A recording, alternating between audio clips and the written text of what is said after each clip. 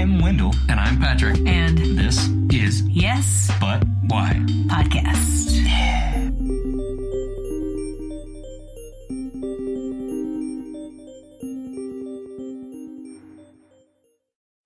I fully dress like a handmaid from Handmaid's Tale. I only do that for interviews. I'm glad. I want like a 6-part outfit that's very theatrical and has some sort of spiritual background. Right. Socks that go past my thighs. I mean, everything. And the socks represent the hands of God up your thighs. Or something. Yeah. I lost it halfway through. I had something. No, it seems dirty all of a sudden. 6 sturdy servants to shove me into my buttress. Yes. Oh, man. The worst part is every time I watch those movies and I think about that, and I'll be like, oh, man, wouldn't it be great to be shoved into a corset or whatever? And then I laugh to myself and go, oh, Amy, you wouldn't be the one being put in the corset. You would be one of the women pulling on the side. Let's be honest with you. You're not the lady in the corset. No. That's funny. Oh, I mean, your work would have still been pretty, it would have been cut out for you, though, because in that time frame, most rich people were, fat. That was a way that, that was a way to show wealth, was because you could eat so well. Right, so I would be very skinny. That would be the only thing that would have made me skinny. Some fat ass, if bourgeois only into a wooden frame hourglass. That's why people think I'm rich now. Yeah, I'm a big boy, and so we'd be skinny, laughing at how fat they are. Oh my god! Oh, it's terrible. It's terrible. It's hilarious. One of the things my family always talks about, we've never done the 23andMe stuff, but one of the family stories, the things that we talk about the most is that there was people in our ancestors were a maid and a butler in a house. They were the maid and the butler and they fell in love. And the love story is what I get told. But the underlying part of that story is my ancestors were the maid and the butler. Mm. So they didn't care much for I'm not the social rich people. Protocol either. That's scandalous. Was it? Yeah. Well, good. That's what I'm looking for. It's probably very common. That's all I want is a little scandal. The only 2 regular people in a whole household, crazy people. The most just bougie, weird plantation. Right. It's like people. Well, that's okay because I'm gonna be a butler and a maid right now. It's just like Lumiere and that weird feather duster from Beauty and the Beast, just constantly right trying to have sex, even though they're like a candelabra and a feather duster. Yeah, well, and they probably. There weren't a lot of people around. You only met the 20 people in your village, so slim pickings. Yeah. And most of them were your cousin. It was that weird dude in the house next door that never came out. That's who you fell in love with. That was probably your cousin. It's just like Eastern Kentucky's still here, so totally okay. Like a roses in the attic situation. So where are you from, Stefan? Stefan, right? I'm not getting that right. Yeah. Well, Stefan is a nickname, so if it happens, it's also okay. Is it like Urquell? Yes. And I went by Stefan for a long time, and then that came out, and then I stopped going by Stefan, and then I went to an all-black school, and then Stefan came back, and it became cool again, and it just kept switching over the years, so I go by both, but my parents call me Stefan, so. Okay. Yeah, whatever your parents, that's the name. That's what usually people ask me, because I say I go by both. They go, what do your parents call you? Yeah. And I'm like, well, asshole usually, but but no, originally. Yeah. I was going to say, originally I'm from Toledo, Ohio, and then moved to Louisville, Kentucky in 1994 and have lived around the country, but seem to always come back here. So I'm back here. I've been back here now 6 or 7 years. So back here means Kentucky? Yep, and as we call it Louisville, but as everyone else calls it Louisville. But yeah, I love it here. Like I said, I keep coming back, and then I ended up meeting my fiance, so that worked out nicely. So, and even then, who knows if I'll stay? We're always talking about moving somewhere else. So. Yeah, now that the Godzilla people are after you. I know. I'm kind of excited and mad about it all at the same time. So I was like, we've changed since this whole thing started anyways. We're going in a new direction. So like we're changing our podcast because we like about 3 episodes ago, we moved to a paranormal aspect stuff. We're only talking about legends and hauntings and stuff like that. So we're changing that to Fearscape. And we're like, ooh, that sounds really cool anyways. So, plus we have our little parent company that does all of our corporate improv stuff, which is the Louisville Improv Collective. So we're just going to put something else underneath that. I think we're going to go with sidetracked comedy, I think is what we're going with, something, because that's kind of where we're at. We're both ADD. So. Sounds like you're doing a good job of letting go on that one. That's good. Oh, yeah. I mean, you guys have a lot of miles on Zilla? No, because I'd been in a troupe for 8 years that recently broke up. It's actually who the festival's named after, a troupe called Damaged Goods. And after 8 years, one of the guys got married, had a kid, and just didn't have time. And there was only 3 of us. The other guy was going through his midlife crisis. We're all in our late 30s. And, well, I wasn't done, so I made a lateral move, and a guy that I'd been training for a year, who I just was a natural, I said, join with me. And he's an ex-wrestler. And his wrestling name was Bradzilla, and I loved it because I love kaiju, I love Godzilla and stuff like that, and so we chose that, and that was just in March. So we haven't had a whole lot of time on it, so I don't even care. We've been to 2 festivals under it, but who cares? I mean, I've been going to festivals for years, so they already know who I am. So yeah, that's why I'm like, I'm not hurt by it. I don't care. Like I said, we've grown way out of it anyways. So right on. Yeah. So how many years have you been doing improv? I just tallied it up to yesterday. It was 19 years. Wow. Yep. 19 years. Your improv career. Yeah. Cigarettes. Yeah.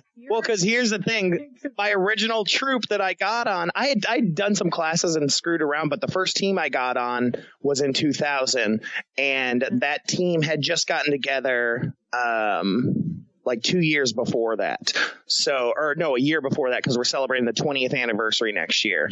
And the guy that was my first teacher, he came to my festival. He brought his troupe from Cincinnati. And so we're talking, and we actually, the troupe is still going on. It's a college troupe that's still all student led. And so we brought them, and we didn't know any of them. And Colin looks at me, he says, you realize that kid right there, he's a freshman, he's the newest member of the troupe, wasn't even born when you first got on Happy Gas. And I was like, oh my God. Wasn't even born yet. Yeah. So. Yeah, it's totally weird that there are adult humans that were born within this century. I know. 2000 was the year you Yeah, they're voting. And you're an adult now? Wow. It's just so wild. Yeah. It is wild. Wow. 19 years. So you started in college. What college did you go to? I went to Western Kentucky University down in Bowling Green, Kentucky. And like I said, the troupe there was Happy Gas Improv, and it's the longest running troupe in Kentucky. Celebrates 20 years next year. Yeah. Yeah. Yep. It was created by our professor he had just come from Wayne State University, and he got a job down there, and he was actually in the same classes with Keegan Michael Key and a bunch of those guys because it's up in Detroit, and they were performing out of Second City, Detroit, and so because that Second City was still there, they had a ton of like people coming from Chicago teaching them classes at Wayne State all the time, and so he ended up loving improv, and so when he came to Western, that was kind of his pitch when he was trying to get the associate professor job, and they loved it. And so he taught, Colin and those guys improv, and they loved it so much he helped them put together the troupe. So, yep. And then I came in, I transferred from another college where I'd taken some improv classes and stuff, basically in our little theater club. But yeah, I joined like 2000. So I love it. I can't get enough. Are you, you talked about the fact that you keep coming back to Kentucky. Is it your like adult home? Like you grew up in Ohio, but then most of your formative years and college and beyond have been in Kentucky. It's kind of your central spot. Yeah, I've actually, I've lived away from Toledo longer than I grew up there. So I moved here when I was 14. And yeah, I mean, I still maybe talk to 1, maybe 2 people, because my best friend that I grew up with, he lives down here with me. So we have stuck together for a long time. So besides because my whole family moved back my senior year of high school, and because it was a very short-lived business move on my dad's part. And I was like, well, I'm not leaving, this is my senior year. And so I stuck around, moved in with a friend's family, and yeah, this is my adult home. And in fact, I call it home. When people ask me, where's your home? I say Louisville. If they ask me where I'm from originally, then I say Toledo. And I still get up to Toledo 6-7 times a year. It's only a 5-hour drive from here, so it's not far. But this is home. This is the culture that I am. I have some of that northern culture in me, but it's that Louisville, Kentucky culture that sits with me deeper. It resonates more. Is the Mason-Dixon line between Ohio and Kentucky? I was going to say, Kentucky and, Virginia and stuff like that. I'm from South Carolina originally, so, we have these, weird, hard-set opinions on what a southern state is. And that is, oh, yeah. Right at the point it starts to blur to us. Yeah, so it's one of those, the South doesn't claim us and neither does the North, because we were such a split state, and technically the Mason-Dixon line ran right through the state, because we were such a split state that it's still, and especially Louisville. Louisville is considered northern because we are, that one blue spot in a red state. And so believe me, if they could vote us out of here, they would. But the state itself, even then, it gets considered, especially when you get up towards Cincinnati, it makes a difference. But yeah, Texas, we understand. Yep. Yeah, for sure. And yes, absolutely. But me being from Ohio, it feels southern to me. It doesn't feel, I don't feel northern culture here at all. But when I go to Tennessee, I can see that Kentucky culture. I can feel that southern culture, but I don't feel that northern culture here at all. Besides the rich people that obviously moved from Ohio and Michigan that live in the East End. You know what I mean? That's different. I don't know. And I was asking you and also Wendell, because I'm originally from Boston. So everything's the South to me. Right. I was mostly asking about Ohio, but I was like, isn't that the South? Oh, no. I see. Nope. No. Ohio is Midwest. Just, the lake, just Chicago and then New England, and everything below it is the South. But yeah, even on most regional maps, Kentucky gets lumped in with the Midwest. I wouldn't put it there. I would put everything above it, Indiana, Illinois, Ohio, all that in the Midwest. I would put Kentucky in the South, but a lot of regional maps do not. But like I said, Louisville, I would absolutely consider Louisville a mix of Midwest and South, Southern charm, for sure. It is definitely a mix. But once you get outside of Louisville, it's a whole different bag of worms. So tell me about the improv scene in Louisville. After you left Western Kentucky, did you immediately move to the city, and then did you get into improv there? Was there improv already, or did you guys kind of get Good question. started? Is there a horse prov? So there should be. But no, I didn't immediately move here. I moved out to Albuquerque, New Mexico for a while, did a little improv there.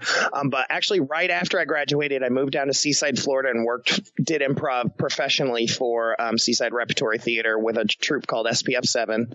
And that's where I got my first festival in, and we were a beach team.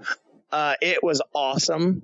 That's where I met a lot of people. I went to Toronto, we went to a festival there in St. Louis, and I loved it. And then I moved out to Albuquerque, and then from Albuquerque, I moved out to Orlando. I tried, we had met people at festivals. I was talking about how great Orlando's improv scene was. And this is back 2004, 2005. It was not great. It was pretty awful. I'm a big, tall guy. I'm 6'5". I'm over 300 pounds, and I couldn't get a job at Disney to save my life. I mean, everywhere we went, I got told I was too tall and too fat.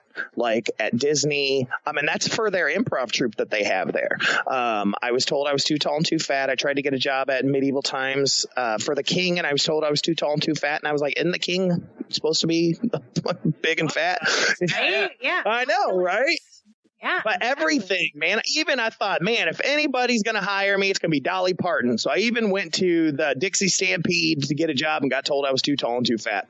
And so I was miserable. And I joined this troupe there. I don't even remember what it was. It was some stupid name, but it was awful. We rehearsed for a couple weeks, and this guy always seemed to have shows dropping left and right. Like every time he'd say we'd have a show, it was nothing. And so after that, I ended up, I never ended up performing. I think I rehearsed for 7 months with these guys and we never had a show. But this guy kept claiming about how professional he was and, all this stuff, whatever. So here I am, a young cat. So I ended up moving back to Louisville. That's when I moved to Louisville in 2006. And my buddy Ben and I, so at the time, I think there were three improv troupes. There was the Louisville improvisers, who are the old guys. They're still around. They've been around for like 18 years or something like that. Project Improv. And there was a group called the Indicators. And so none of them had open auditions. And so my friend Ben and I, who was on Happy Gas with me, we said, to hell with it. Let's start our own troupe. I've got experience. I've been being taught how to teach. And so I was like, let's do this. And so me, him, and a third friend that we went to college with put together a troupe called NTX Comedy. And, we did that for like 3 years, and over that time, you saw an improv troupe here or there come in and out. And, but it basically stayed those main four. And then it's weird. It's like the weirdest thing happened. It was like 2009. It's like there was a mass exodus, like, because we picked up and thought we were hot potatoes and we moved out to LA. We were there 5 days. It did not work. We ran out of money before we even hit California.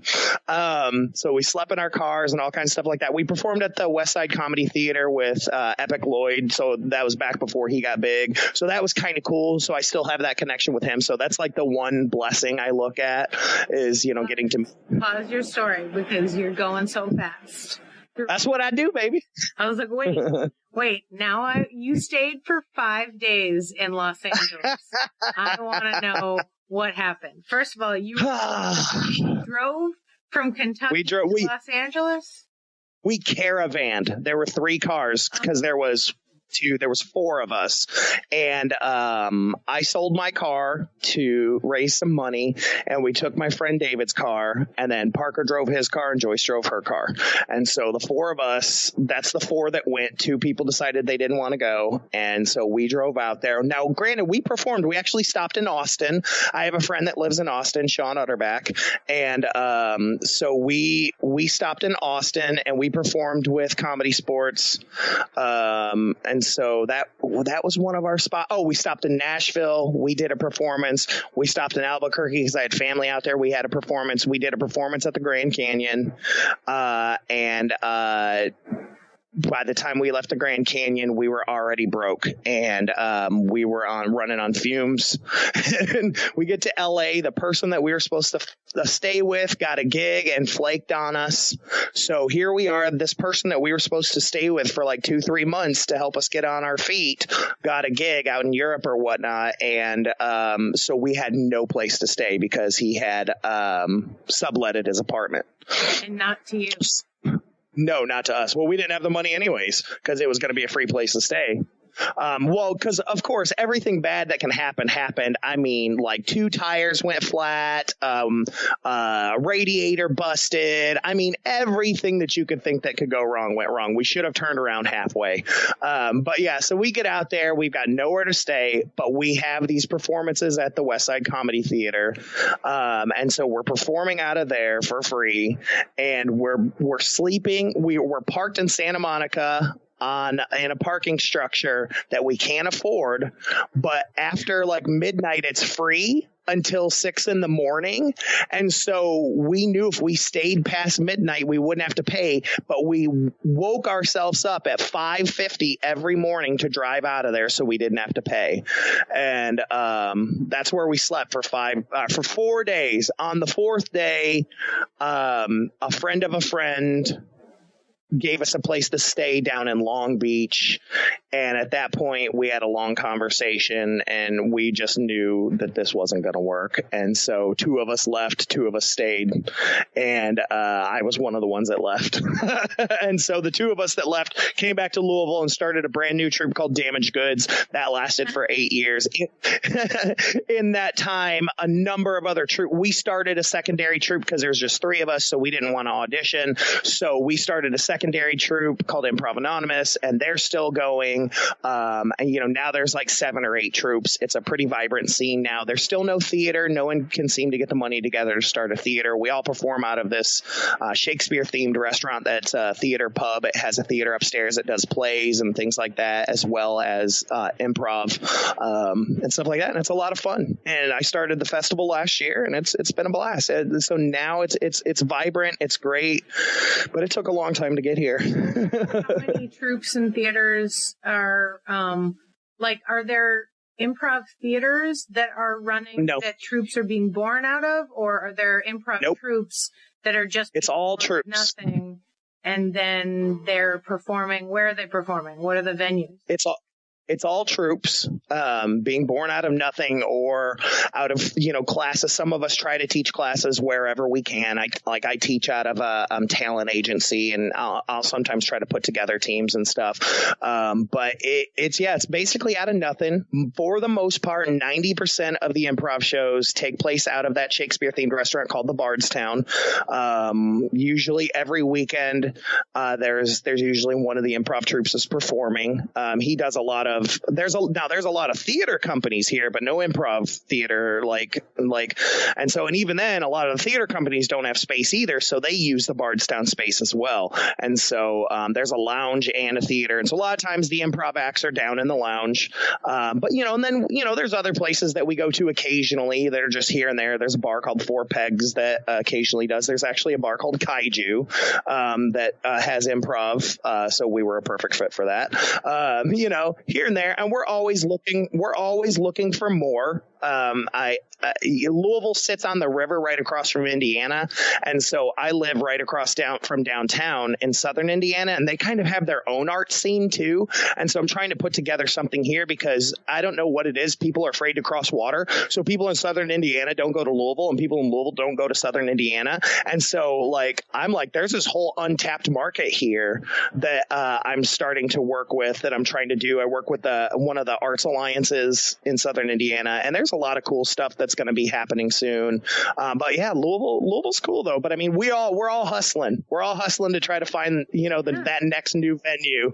But it's the scene, we've been around. I would say the scene's pretty solid for about 10 years. There's been at least 4 troupes for the past 10 years. What's the basis of training though? Do people go and take training at in Chicago or in Louisville or other places, or are there? No, I would say most teachers.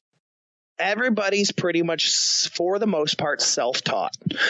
We read every book possible that's out there. Some of us have I think 2 of the troupes have gone to those improv utopia classes, or those camps where you do, it's like a summer camp of improv. So there's that. Then a lot. Or one that's in New Hampshire. Is that one? Is that the one where you? Yeah, there's. And you. Yeah, there's one. I think it's in Pennsylvania. I think that's the one they all go to. Yeah. Yeah. And so some of them have done that. Huh. Yeah. I and then there's me. Me and Ben teach a lot. Ben's the guy that started NTX Comedy with me. He runs a couple of the troupes. I run the other troupes essentially. And a lot of people, we teach most of them because we've got 20 years experience. Now I've been doing festivals for 10 years. And so I took every class from everybody I could until eventually I was teaching, and so, I've taken from all the Annoyance guys, Susan Messing, Jill Bernard, everybody. I didn't care. I would pay $200 $100 to take a class because I wanted to have that to learn so I could take it back with me. And so, so that's essentially how a lot of us, and like I said, every once in a while they'll go up, like Second City offers like a weekend intensive. And I've seen some of those guys run up to Chicago because it's only like 6 hours away. They'll run up to Chicago and do that weekend intensive. But I would say for the most part, it's all self-taught or taught by Ben and myself. So that is, man, like just the commitment level on everybody's part, despite having like no central base HQ or even like a spread out like conservatory or anything like that, to be able to just, like still have this community that is like growing and stuff. It's I don't know. It took a while. It took a while. There was. You should because it sucks. No, I mean, you guys are essentially hustling in the way that like stand-ups hustle, right? Like, yes, absolutely, we are. Sort of open mic bar prov. You know what I mean? Like by force. Yep. And the fact that you guys are like literally in competition with each other for like showtime and few venue slots. Like, is there an exhaustive amount of improv troops such that there is a lot of competition for space, or is there just enough space? Yes. Oh, no. There is. And in fact, like I said, it's taken a long time. We've only just within this past year found our heart for community. It's been a lot of infighting for a long time, as you would expect. I mean, like I said, even the troops that I started, you know, have gotten their growing pains and didn't want to be a part. You know what I mean? Like even that, I mean, just like anything would happen, those things. But this year, I mean, we just had a meeting where all the heads of the teams got together so we could work schedules better. We could work on pricing together to try to create a sense of community, because we've all come to the realization that, you know, pushing improv as a whole is only going to do good for all of us, because improv is still a niche here. So it's not this thing. It's not like the comedy club where people go, oh, let's go see some stand-ups on Friday. We'll head out to the comedy caravan. You know, this is improv, that thing they saw one time, and it's kind of a nichey thing, because most improv that they know about is when Second City brings in their touring show once a year. Right. That's it. And so because we're all small time, you know, it's not like we've got ads in the newspaper and on TV. And so we're constantly like fighting for press, for anything. I'll tell you, I've done my festival 2 years in a row and I still have received no press. None. And I brought in 24 troops this year from all over the country, from Phoenix, San Diego, a ton from Chicago, from all over. This is the second year in a row. And I've done press releases, professional press releases every month for the past 5 months. I sent them out and I would tier them. And I did all this stuff, not a nibble. But, you know, that's the press here. It's kind of one of those things that, like, from Louisville, you have Jennifer Lawrence, you have My Morning Jacket. Both of those two will tell you, like, My Morning Jacket does not play in Louisville anymore, because they're like, where was all the support when we were here? Louisville's just one of those cities that, like, it's not cool, like, until it's already cool. That's when they want to talk about it. Yeah, okay. Yep. And so it's tough. So we fight. So not only cool, though, at this point, I mean, I feel like a lot of people have been doing their due diligence to make it pretty darn cool. Yeah, they're making. Oh yeah. Yeah, there's movies about how tough it is to be in the life. There's like freaking Carrie's got a Las Vegas show on the Strip. That's all improv. Like, are you kidding? And I will say it's a lot easier than it used to be too 10 years ago. It's definitely a lot easier, but also, I mean, 10 years ago when there wasn't much here, we were making a name for ourselves too. And, you know, improv is getting bigger. And last year was the first time we ever got anything done. I convinced the comedy writer to do a story on the improv scene. And we got in fact, my troupe got on the cover of the local newspaper, like the Leo. It's like the arts newspaper. We got on the cover and they did a 5-page article on all the troops and everything. It was the first time that had ever happened. We had been fighting for years to do those, like, Louisville's Best Awards, to get Best Improv Troupe in there. For years and years and years and years, we've been fighting. Finally, we convinced them to do it last year. And you know what I mean? Like, we've had to push, and not just for my own troupe, but just for improv in general. And this year, I pushed really, really hard for this festival the second year. And even though I didn't get like press coverage, I got the Louisville magazine, who also runs Louisville.com. I got them to really work with me and give me some free ad space and some things like that, because that's where I know a lot of people go to look for something to do, and that, I'm telling you, made all the difference. And so I think we made 3 times as much as we made last year. I had 3 pre-sale tickets last year. This year I had over 100. Before the festival. And so that'll tell you how much, like, just someone like Louisville.com taking an interest, how big of a difference that made. Now imagine if, like, the actual newspaper or the news stations or anything like that would actually take an interest in improv, how well it would do for our city. Because Louisville's such an art city, it's perfect for an improv hub. It's perfect. What are the other arts that are making Louisville an art city?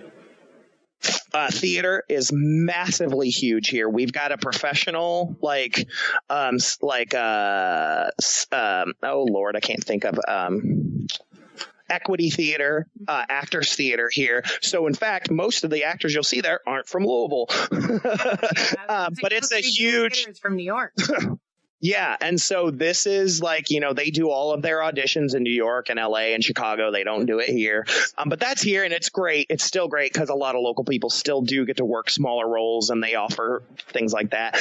But there are a ton of small theater companies here. It is like, I swear to God, there's like 50 new theater companies every year. Like, that like start up and do 3 plays and then they're gone. Like, it happens all the time. And then there's like 4 or 5 mainstays. There's LGBTQ theater called Pandora that does really, really well. They're one of the top in the city. So theater's huge, and of course music is huge, bluegrass and rock and stuff like that. But then the art scene itself is big. There's a lot of just regular art.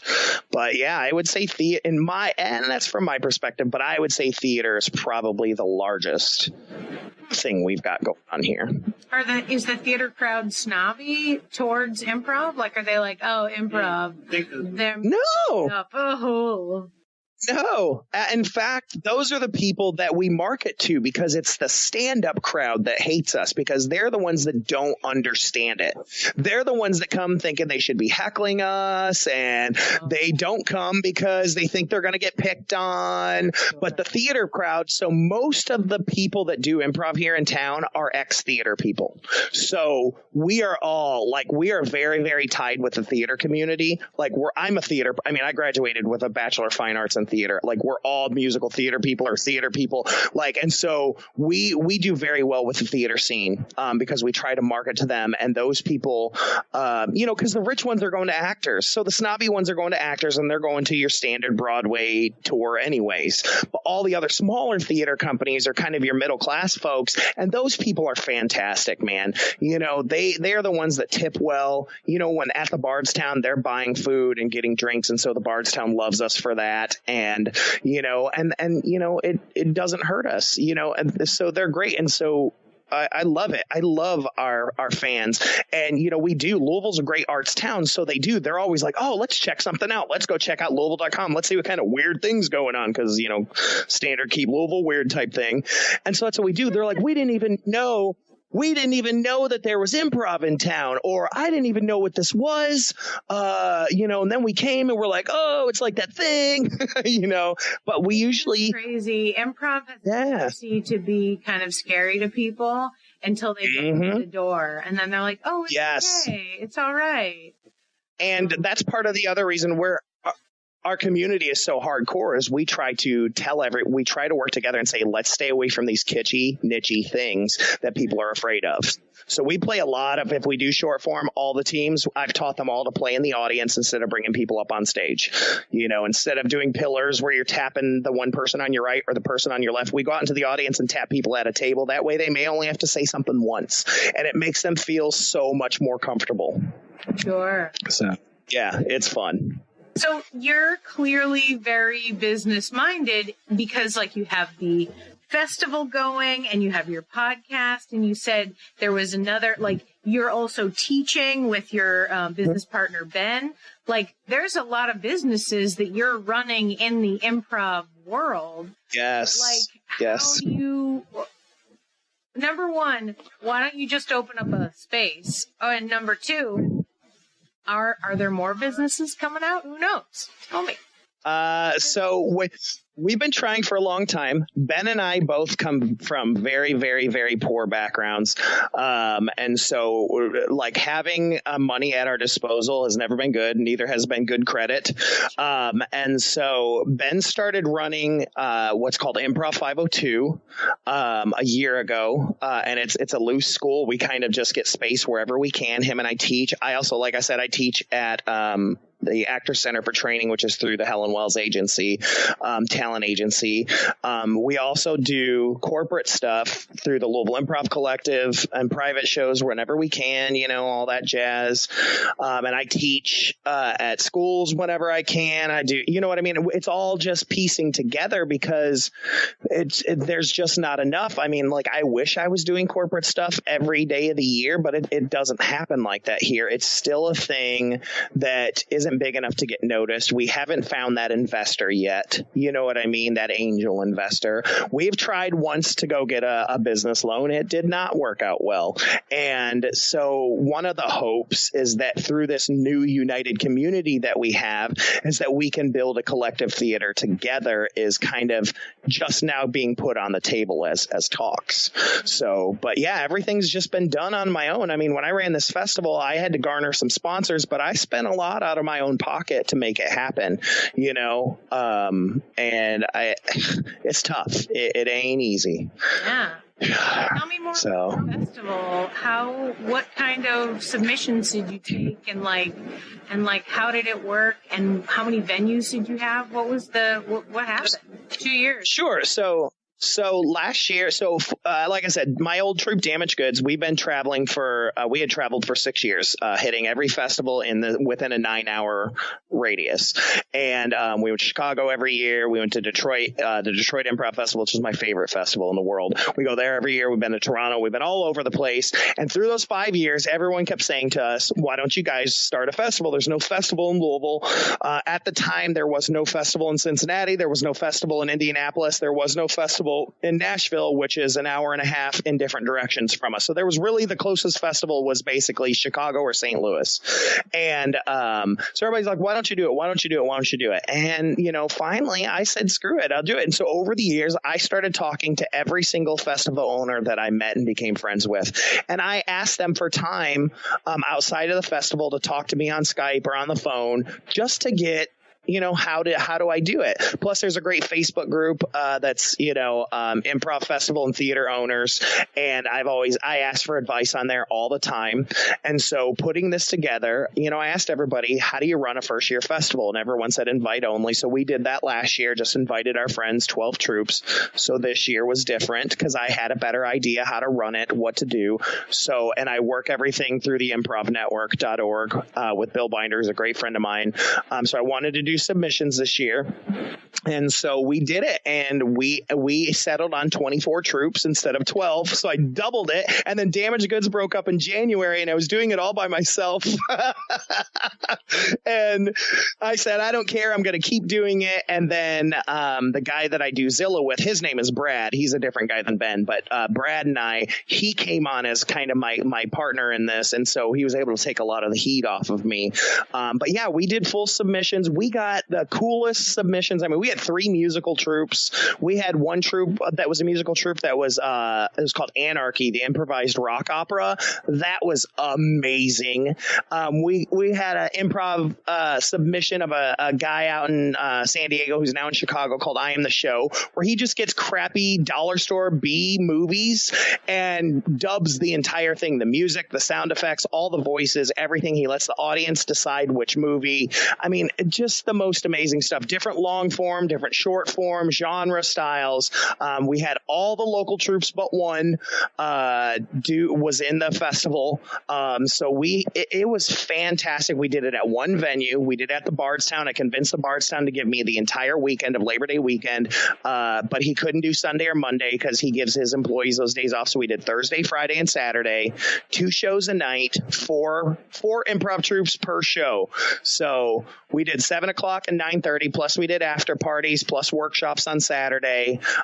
It was crazy, and Brad and I hosted every single show, plus we performed in 3 different shows. we were beat dead. Oh, we had a live podcast recording, History Made Up. We had him there, so we got to be on that. It was crazy. It was everything you could want, and we got a lot of people I had never met before in my life. None of our local troops, they had heard about it. The Leo, the arts paper I told you about, did a small staff pick. But that really helped. That helped us get some folks there. But we sold out. We sold out 3 of the 6 shows, and the other 3 shows were almost sold out. This went from last year from barely breaking even to, actually doing well this year. I was able to throw some money to my performers, and I was able to pay myself back. It was very successful, and I'm excited because for a second year festival, I was proud. We got a really great partnership from a nonprofit called Nerd Louisville, and they're a nonprofit that brings like D&D and tabletop gaming to the masses. They've become huge over the past 3 years, and they came in and stepped up and invested a good amount of money. So I was actually able to get some swag bags and some different things for the performers this year. And I made it, in my opinion, we made it very, very memorable. And I'm very, very proud. It's like, I'm more proud if I were to have had a kid. I think I'd be more proud of this. So, It was crazy town, man. I love it. Yeah, I told you I'd still be high. Spearhead of this whole experience. Don't tell them that. So are there, when you talk about the Louisville community coming together to potentially, unite as a single community, do you guys have like meetings and stuff? Like, did other people help you on this festival? Do other people help you on stuff, or are you just tireless? I am definitely tireless. Like I said, without Brad stepping up, Matt and Joey, these are 2 guys. They do a 2-man troupe, plus they're a part of a larger troupe. They were very helpful. Anything I needed. Ben, the guy that runs Improv 502, he was helpful as much as possible. Plus he helped me put together the workshops. But yeah, we are, as of today, we actually had a mass email between all the heads of the teams to talk about having our very first collective meeting in the next week or so that we can start talking about the future and start making it happen. So this is a brand new thing that's happening. A lot of them have already asked if we can create a bigger board for the festival next year instead of just Brad and myself, because they want to volunteer. They want to be a part of it. They want to help do the festival next year so that it's not all on my shoulders, because this was the year that they realized, holy crap, this works for all of us and benefit, whereas last year it was kind of invite only. So it felt like, it was like a boys club of all my friends that I've met over the years, which it kind of was. And so I think they felt out of place. Whereas this year I made them submit, I made them do it, and they were crusty about it at first, but then they saw the benefits of it as well. And they met such amazing people, and they weren't all just friends of mine. And so we all met all these new people and all these new experiences. And we did a lot more stuff this year than we did last year in terms of more than just the performances. We had a team meal provided by a local pizza place and free beer from a local brewery. And so we had all these different things to try to bring everyone together. And it was great. And, over the last year or two, some of the more negative Nancys in the community have kind of weeded themselves out. And so they're kind of gone. And so what we're left with are the people that just want to work together. And so it was a filtering process, but here we are. Man, I believe at the beginning we were talking about how you were considering moving. You can't move. I know. Well, that's just, here's the thing. This city. I know. It's serious. And now, admittedly, you're biased in the storytelling of this. I know nothing about the community, and you're the only person telling me the story. But in this story, you're the hero. Right. Yes. I'm not humble by any means, so I will tell you, yes, you're absolutely right. I have worked hard to make it this, and the only reason that we even consider, and my fiance and I, we joke about moving because we hate the cold. And now, granted, we're in Kentucky; it's not as cold as where I grew up on Lake Erie, where it would snow in Halloween and stay till April. But it's still cold. I don't like cold, so we've been talking about Phoenix. My brother lives out in Phoenix, and there's a lot of great improv out there, and I've already got job offers for improv out there. And that's the thing. It's like, I want to do this for a living. And I went part-time 6 months ago at my normal day job to try to focus on making a living off of improv. And I'm doing it, but it's hard. Like, I mean, there are weeks where I get no gig, and then all of a sudden I get the company that owns KFC, Taco Bell, and Pizza Hut calling me to come in and do, because their headquarters is here, calling me to do that. And, you know, making $1,000 to do that, you know, all of a sudden it happens, you know. But they're few and far between, you know what I mean? And it's like, even my teaching my classes, you know, some weeks I've got 2 people because they're all drop-ins, you know, so it's like I may have 2 people. Other weeks I've got 8, 15, 20 people, but you just never know. And then we're getting married in October, so she's like, I wish you hadn't done this. You know, but people laugh. I know. It's because she supports me and, you know, she loves it. But at the same time, you know, sometimes we struggle. And, you know, had I just worked my regular job, we wouldn't have struggled. But mentally, I wouldn't be happy because I don't like that stuff. This is what I was called to do. Like, I love teaching and performing and producing. It's what I love doing. And, you know, as an artist, you know how hard that is. And like, I turn 40 next year and, you know, and I haven't given up yet. And so that's why we joke about moving, is just because the opportunity is better. But we've both said we want to see how this plays out first, you know, like we want to see how it plays out after a year or 2 and see where we're at. If in a year or 2 I'm right where I am right now, then yeah, it's time to go and get some opportunity. But if it's continuing to grow and it's growing and, you know, there's more and more opportunity for me to make a living, then yeah, we want to stick here. Her whole family's here, you know, so like my family's not here, but hers is. And so, you know, we'll stick around. So, I mean, I like I said, I jest about moving, but it's there, but you know, just for opportunity, you know, because I don't want to sit here in mediocrity forever if that's what it's going to be. Sure. So. Now, you talked about improv being your calling. Is that what keeps you going through the tough times? Is that what keeps you moving forward and doing it continuously for 19 years? Yeah. I mean, I've been a part of a number of troops. You know, I have been through the rise and fall of probably 6 or 7 troops over the years. I've seen it all. And Damaged Goods, it was the most heartbreaking because we were together 8 years, you know, and we were very successful. We were touring around the country. We were doing this and doing that. And, you know, those guys just had their own life things that, you know, they decided life kind of, you know, because they weren't making the living off of it they wanted to, and changed their mind. And so I wasn't ready to be done. I always feel like I'm just getting started. That's how I always feel. And so when we had that conversation to have a permanent hiatus, I just made a lateral move. What I did is I created a show I called the Louisville Improv All-Stars. And so that way I could keep performing, and I would just cherry pick people from different troops in the city to have us all work together for one night for just a show. So it would only be like 4 people each time. And so you would see a person from Improv Anonymous, a person from Gonzo Improv, a person from Tenuous Reality, and a person and me. You would always see me, you know? And so you would get this all-star show. We wouldn't rehearse. We would just talk about it. And it was always great. And I still do those occasionally.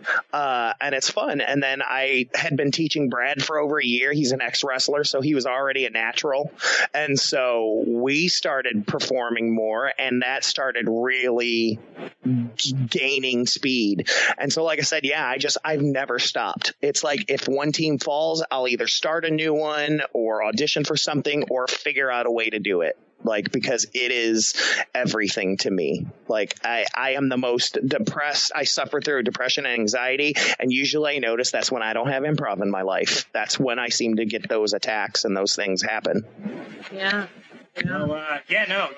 Has anyone ever likened you to, like, Kevin Bacon bringing dancing to... No. Okay, no, okay. Nope, just bacon. I bring bacon wherever I go. Nice. That is, I accept. That's yes. Pretty good. That's a good way. Yeah, that's a good way to, you know, build the community up. Yeah, I think bacon is an excellent way to. Bacon. It is. People try to say that religion is the true uniter, but it's bacon. It's bacon. Mm-hmm. Oh yes. Yeah. Even vegetarians are like, oh, I miss bacon. It's so good that some religions won't let you have it. That's how good, it is. It's like, so precious, right? It's like eating the apple of knowledge. It's like understanding like a pleasure that God can't give you. That's so funny. Yeah, I was thinking about that's what you get in heaven. I was thinking about the exquisite pleasure of doing the wrong thing. And I thought about it as I was driving, which is a terrible time to think about it. But I have my baby in the car, so I'm like, well, I'm not going to kill him. But if I were alone in the car, sometimes I'm like, well, what would it be like to drive up this bridge? I'm not going to drive up the bridge, audience. But sometimes you think about it, or I was talking to somebody, they'd told me something that they had done. They were, I can't believe I did blah, blah, blah, whatever it was. And I was like, man, I bet you they loved it when they did it, though. Yeah. I bet you whatever bad thing that they're in trouble for right now doesn't matter. At the time, they were like, yeah. A good way. Yep, I have always been a big fan of ask for forgiveness later, man.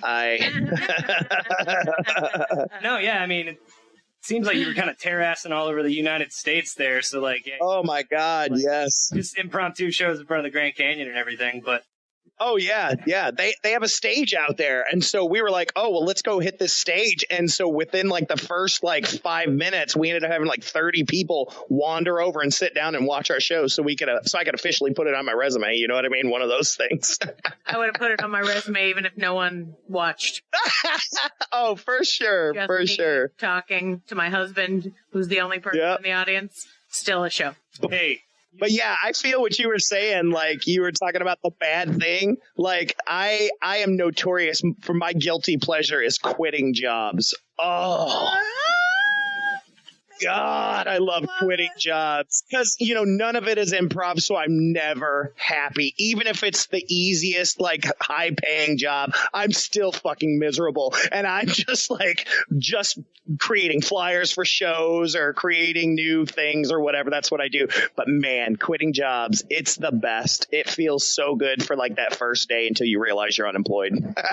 May I suggest this is what I have done right now? I'm stay at home momming. But that's the job title. And but previous to that, when I was primarily teaching improv as a job, I was also working at a temp agency. And I love a temp agency because you don't even have to do the quitting. You just call a girl and say, hey, Suzanne, listen, I don't like this job anymore. Can you find me a new one? And she says, sure, no problem. I'll call you in a couple hours. And then you do nothing. And then I've definitely done some temp work. Here's a new job. And you go, great. Thanks, Susie. Talk to you tomorrow. Yeah. Dude, I even scored unemployment off of a temp job one time. That's how good I made that work. I'm putting that out right now. Where is that? Oh yeah. No, you could get popped on that thing. Let me tell you. Don't talk about it. At least 23 people have been audited just for being on this show. Yeah, no, I've been audited. That's why I'm cutting it out. No. This was all legal. Everything was done right. It's just that I was working a temp job and Kentucky had these weird laws for 6 months where it made it where you could get unemployment depending on how you left the job. And the guy at the temp agency was all about it because I had surgery and they let me go because I was in massive pain. And he was just like, I'm just going to let you know right now that this is bull crap. And he's like, so we're going to go ahead and approve you for unemployment because it's going to be through us. And so I ended up getting unemployment through a temp job. And so that's one of my claim to fame. You just go in there in a full body cast, just screaming. No, I had a botched liver biopsy, and so I was buckled over, and it was awful. It was awful. Oh man, that's why too that the people would be like, "You can't work here." Hey, yeah. Are you okay? Are you okay? Cool. Take that shit outside. Yep. No, they were like, you've already missed days because I came in because I was still in pain, but I was like, oh, well, I'll come in because they were threatening to fire me. So I went in and I was in so much pain and they sent me home and I got a phone call. They were like, oh, they let you go. And my dude was so mad about it that he talked to the boss and they got me unemployment for 6 months. Oh. So that whole liver thing just hurt for a week. So that was pretty much. Yeah. Oh, it was. I was so happy to just be able to lay, like, because it hurt so bad, man. That's man. I was gonna ask too, because you had said like, you know, your wife was supportive, but you know, things might have been easier if you've done your regular job. And I was like, what the hell is your regular job? What standard like means of employment could really even like facilitate or handle the amount of energy you're bringing to like keeping the improv community going? And well, like I said, I like quitting jobs, so I've had a lot of jobs. I've worked at 3 different science centers. I love working with kids. So I've done education. I've worked with Kentucky Shakespeare. I did education work for a while, teaching summer camps. But those never pay enough, as you know. Yeah. And so what I end up doing is always doing customer service representative phone center work. That is where I always end up. I've got 15 years of that stuff. And like, if it's one of those, like I worked for, I don't care. I hate them. GE. I worked for GE. I worked in their phone center for like a year, and I was miserable. Like, I was like, if I have to talk about somebody's freaking stove or microwave one more time, I'm going to shoot myself. And it's, you know, it's back to back to back to back to back to back to back. And as an improviser, I need mental breaks because my brain is all over the place and I need to think about things. I didn't get that there, so I left. But this place where I work now, and I will gladly shout them out because I love them. My boss was the one that suggested I go to part-time to help me out to pursue this, is I work for Generation Tux, and they are an online tuxedo rental company, and which, by the way, works perfect in my favor because I'm getting married in October, so I get my suit for free. And so it's awesome. And all my guys get, you know, a big discount and stuff. But I love it. I love talking to people about their wedding day. I love talking down bridezillas. Sorry, copyrighted. I love talking to. I'll bleep it out. Shit. Bleep it out. Oh, I love it. 20 grand. Yeah, we right. Not have that. Sidebar, they did tell us we could still do live shows under Zilla, but the second we sell any merchandise or a DVD of our performance, it was over. You see how much they respect live theater? Yeah. Oh, and then they said, by the way, we're very honored that you chose to name yourself after us, however. Wow. But anyways, yeah, Generation Tux, I love it. I love talking to people about weddings and clothes, and like, I'm a big dude, and the fact that these guys have like a ton of big suits and stuff, I love it because we get a lot of big guys that call and they're like, you guys can't fit me, and I'm like, dude, I know. As soon as I say I'm 6'5" and over 300 pounds, they're like, oh, you understand me, and I'm like, heck yeah, bro, we got you. I said, we're gonna make you look good, man. I love it. I love the staff I work in. We can bring our dogs to work. And so I bring Obi Pug Kenobi with me every day. So he's there and he runs around with all the other dogs because the owner is very, very, well, not the owner, but the president is very dog centric. The owner is actually the guy that used to be the spokesman and CEO for Men's Warehouse, George Zimmer, the guy that would say, I make this look good. Do you remember those commercials? Yeah. So I've met him like 3 or 4 times. He's super cool and super short. And, but yeah, I love it. It's a great job, man. I love my work. They're so respectful of what I do. You know, because they're a new company within the past 5 or 6 years or whatever. And so it's a lot of young guys. They all love that I do improv. They think I'm the funniest thing since sliced bread. So I get away with a lot of stuff. They love the way I talk to customers because I don't care. Like I don't take people's shit, so I don't let them walk over me because I'm from Ohio. So I have an overbearing father. I know how to deal with him. And so I treat these people the same way, and I'm able to shut them down and get them to where we need to go. And everyone's very, very fascinated by it because everyone else is so polite because it's Kentucky, you know? Wow.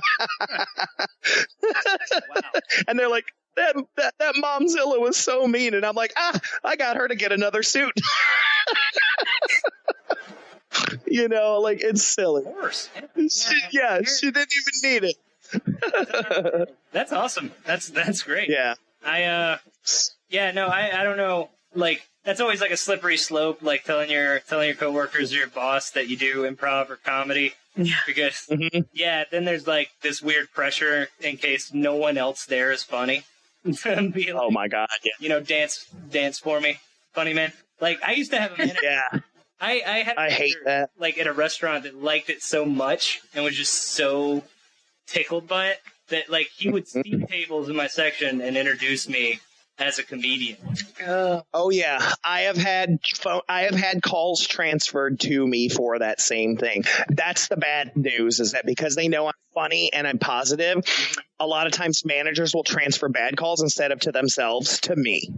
And I'm like, which is part of the reason why, like I said, it's not improv, so I'm miserable, because I get a lot of heavy-handed calls, and I hate it. Like, because I can make them laugh and kind of knock them out of it, by finding a way for them, because it's all the same stuff they're worried about. They're worried that they can't go get measured. They're worried that because we do everything online, so it's sent to them, that they're not going to have it. It's all the same stuff. You know what I mean? Like, it's easy to me. But yeah, I get you. My dad's that guy. My dad's like, my son, the comedian. Make these guys laugh. And I'm like, Dad, ugh. And that's the thing too, is like introducing someone like that outside of a comedy club is basically telling them to go ahead and like try not to laugh. Like yes, it's like he's funny, and for whatever reason, most people's automatic instinct, well, like all of a sudden they're expecting it, so like you can't slide in as like, just sort of organically charming or funny or whatever. Like, oh yeah, you're funny. They want, like, they just go, I bet you're not, like in their head, like, oh yep, prove that as a fact kind of thing. Well, it's even worse because I'm a singer too. I did musical theater, so I'm a singer, and I love doing musical improv, and there's no accompaniment here because ain't nobody knows how to improvise on a thing, so everything's a cappella. Damaged Goods, that was our big thing, is we did barbershop harmonies while we were making it up, stuff like that. But anyway, so my dad knows that I also sing and stuff like that. So my dad has gotten to, when I go up to Toledo to the bar where he goes to, he's a Cheers type of guy. It's the same place we go to. He tells everybody I'm the white Wayne Brady, and I'm just like, oh God, Dad.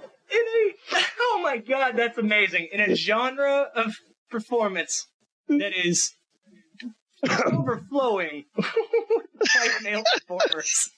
I get the white Wayne Brady, and he makes me he'll say, give him a suggestion, give him anything. He'll sing you guys a song. And I'm like, God, I hate you. Wow. Wow.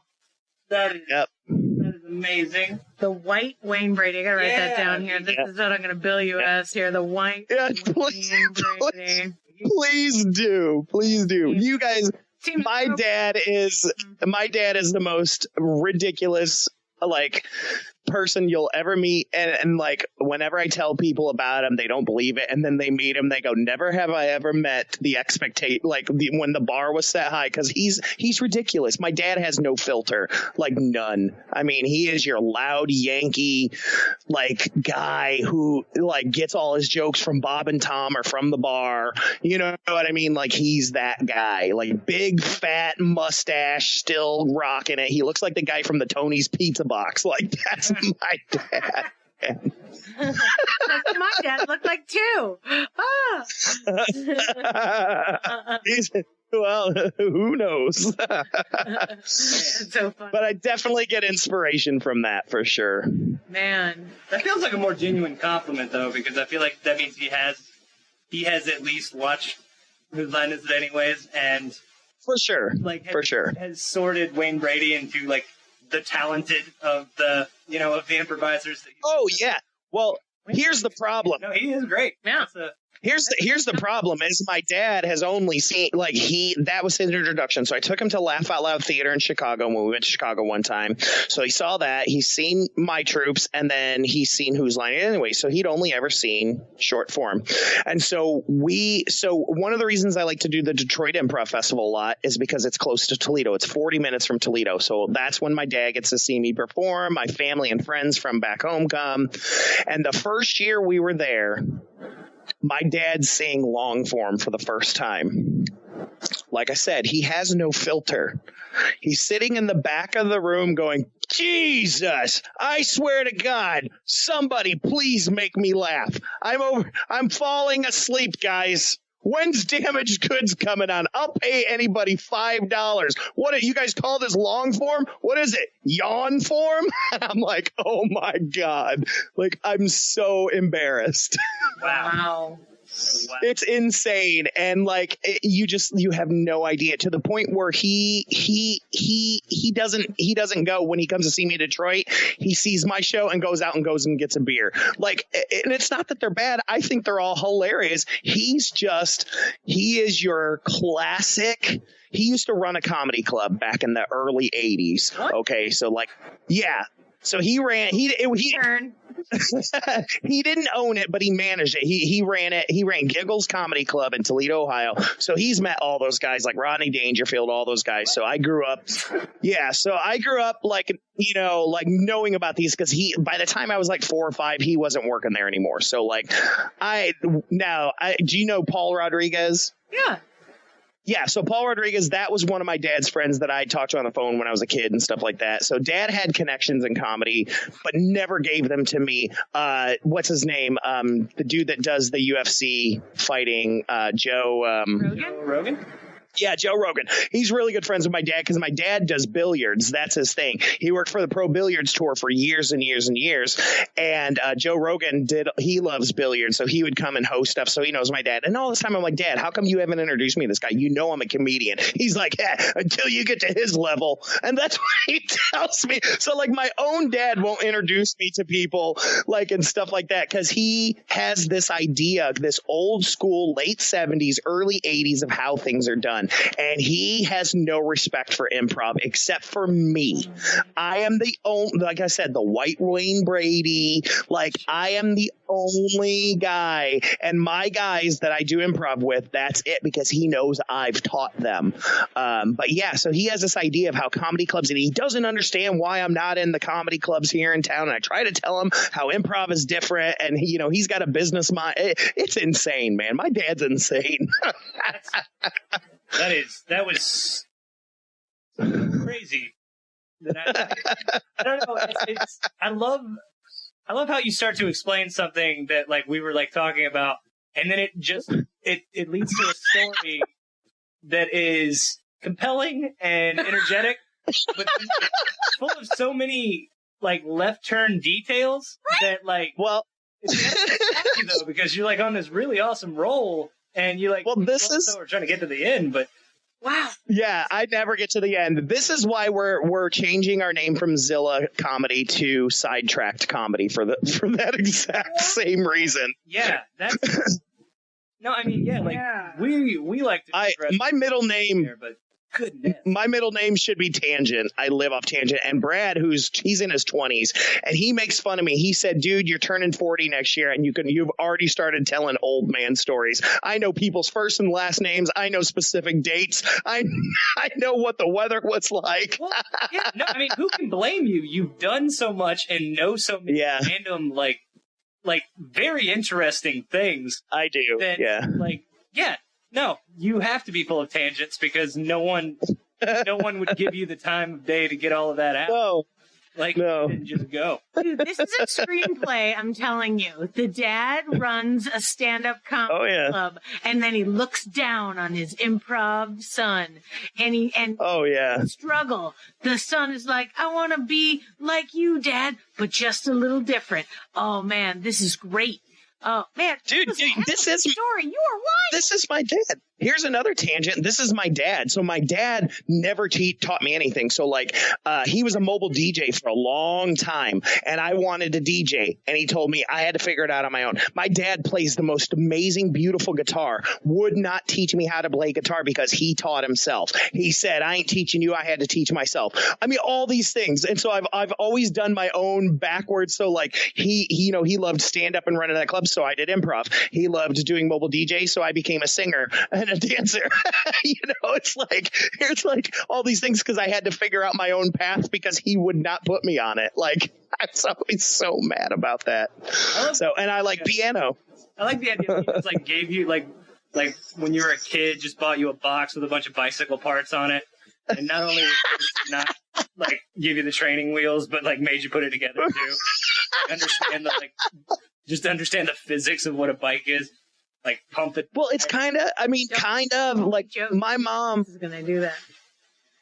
My mom wasn't around, so it was just my dad. And, you know, like, so my mom took off when we were real young. So like my dad raised us, but, you know, he always had interesting characters because he's got a big heart, you know. So we had like my step grandfather lived with us for a while. My Uncle Bill, we had a small apartment upstairs in a duplex that he would rent out to people. And part of it was they had to take care of us. And so like we had, my brother and I talk about it all the time, like the most weirdest, amazing people, like that just shouldn't be allowed around any other people. I mean, there's not like really bad stories, but like just weird people, you know, like characters, like insane. Like one day I will write my one-man show and it's going to be amazing just based off my childhood because of the people that were in and out of my life. Plus my dad running all these pool tournaments. And so all these like local, like, drunks that play pool, they were at our house all the time, you know, like just interesting people, man. Oh. I love people. I love different shapes, sizes, colors, personalities. Like I love it. I can meld anywhere I go, whether it's the South, the North, wherever. I can fall right into line because I love it. LA didn't just... Yeah, except for LA. Screw LA. Yeah. It's fine. Don't worry about it. It doesn't. It's the worst. It's gonna fall off in a minute. I don't have any water. Everyone's very thirsty. I feel like I had to get it out of my system. Yeah. You're not the problem there. Like obviously you've done laps around this country and everybody else is super into it. So like that's obviously LA's deal. That's not yours. Yeah. Man. Well, you know, you got to get it out of your system. I got it out of my system. Had my nervous breakdown. I'm done. I'm good. I know what to look for, what not to look for. I know what I want. I don't need the same things I used to. I don't need to be the star of Saturday Night Live anymore. I'm happy running a huge theater. Like I'm happy doing that. Like the goals have changed. You know what I mean? Like, but back then, you know, I had just turned 30 and it was like, oh, I got to do this. You know, like. So that's I don't even know where to take it from there, honestly, because it just sounds like you just crammed an entire lifetime's worth of story and anecdote. Like I feel like I know you. I feel like I just watch sports. We haven't even talked about my old Christian a cappella R&B group I had in high school. Oh my God, no. See, you had brought up barbershop quartets earlier. Too much. And we recently had a guest who like unveiled the underground like guild of barbershop court like singer. Well, my grandfather was he was the president. Like they have a name for it, of all of Michigan back in, you know, the 20s, 30s, and 40s. He was like the main dude. He had a barbershop quartet, and they were called. They were called Three Lees and a Short because there was three guys with the last name Lee. None of them were related. And then one short guy. And that was their troupe. They had records out. So they did that. My grandmother and her sisters, they were on the radio during the war, like, you know, just different stuff like that, doing that barbershop style. I mean, it's all a part of it. My grandmother and grandfather, she was a lounge singer. He was a piano player, played ragtime. That's how they met. And so they were drunk. They lasted like 4 years, but that's how I got my dad. So man, crazy stuff. And then the dad I can tell you rejected the lounge singing to be a comedy club guy. Yep. And man, because he can't sing. He can play guitar pretty, but his voice is awful. Oh man. Oh, this has been such a great conversation. Thank you so much, Stefan, for talking to us. Your whole life with us. Yeah, man. Hey, I will. I told you I'm not humble by any means. I'll take the spotlight anytime you hand it to me. Let's talk. I really wanted to like shoehorn some Doctor Who talk into this, and there's nowhere. That just fell that fell very far to the wayside immediately. This interesting life. Yeah, you should see the extensive notes that Amy has as far as like for her blurbs and everything. And I take notes the whole time. It's pretty intense. Yeah. Yay. This is like I love it. I love my life, man. Like, you know, I grew up, I had some abuse growing up. I had a lot of stuff happen. And like one day in college, I said, I'm going to do everything I can to make life worth living like that. And that's a true story. And it's like, ever since then, even through the depression, anxiety that I get, you know, like I fight it as hard as I can because there ain't nothing better than tomorrow. And, you know, like, you know, yeah, I didn't have the money that, you know, some of my friends had and things like that, but I love making people laugh. I love laughing. Laughing is my favorite thing on the planet, and that's all my fiance and I do every day is laugh. And, you know, on stage, the thing we say before going out, before every single show is let's make them laugh. Most of all, let's make each other laugh. And that's our motto, and I stick to it. Yep. Oh, man. Hey, man. It's been great talking to you. I'm going to wrap this up. Yeah. You are fabulous. Fight the power. Thank you. I loved you guys, too. Nuts. I'm glad you guys got to talk for 2 seconds. It's okay. We're used to it. We lead interviews. You've been one of the best person to be interviewed because you have stories. Oh, thank you. Thank you. Get out. I think we had like one but why at the top, and then that's. I feel normally we get like 5 or 6 per episode because people are withholding, but jeez, yeah, you are perfect for this. I need an outlet, man. Yeah, Stefan, it was great having you. Michelle, marry me.